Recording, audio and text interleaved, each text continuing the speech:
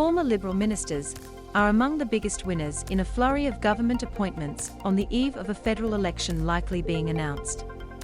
Key points: the government has appointed a number of judges, board members, and new heads of organizations.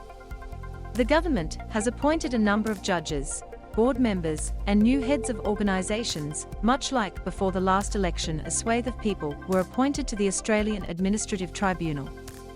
Much like before the last election, a swathe of people were appointed to the Australian Administrative Tribunal. The new appointments to the Federal Circuit and Family Court mean it is now majority female.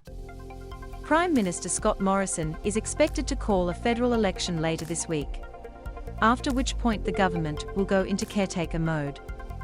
In recent days, the government has appointed judges, board members, and new heads of organizations.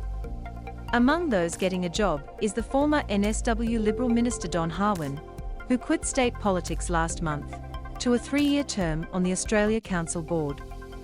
Mr. Harwin was fined $1,000 and stood down as a minister after he visited his holiday house during a COVID-19 lockdown.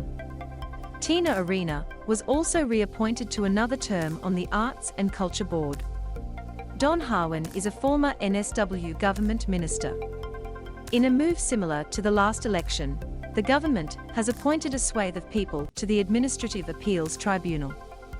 The AAT reviews decisions made by government ministers and departments under Commonwealth laws, including citizenship, child support, and the National Disability Insurance Scheme. Attorney General Michaela Cash has appointed Michael Mischin, a former WA Liberal state politician, to be the Deputy President of the AAT, a role that can be paid almost $500,000 a year. Former NSW Liberal Minister Prue Goward and Duffield, a former Chief of Staff to Mr. Morrison, will both become senior members, a role that earns almost $400,000 a year. Senator Cash on Monday appointed 5 people to the Federal Circuit and Family Court. 4 of those appointments were women, which take the court to majority female judges. Michaela Cash has announced a number of appointments in recent days. Among the appointments is Natasha Lang, who graduated university in 2009 and became a barrister in 2017. Last week, Senator Cash appointed 4 people to that court.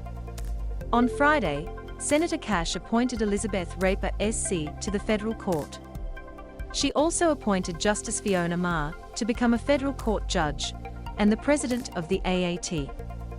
Former state and federal cabinet minister John McVeigh has also been tapped to conduct a major study of water infrastructure.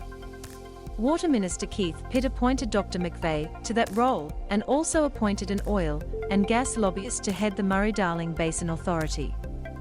The government last week appointed former Victorian Liberal Premier Dennis Napthine to head the National Disability Insurance Agency Board. Dennis Napthine is the new head of the NDIA. The government has also appointed people to the Reserve Bank Board, the SBS Board, and ambassadorships in recent weeks. The government brought forward the announcement of the next Governor-General ahead of the last election.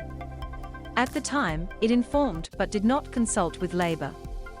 Speaking in the Coalition Party room meeting last week, he foreshadowed the winner of the looming election would have important decisions to make, with openings at the Fair Work Commission, Federal Court, and the Governor of the Reserve Bank. The next government will also fill upcoming retirements on the High Court.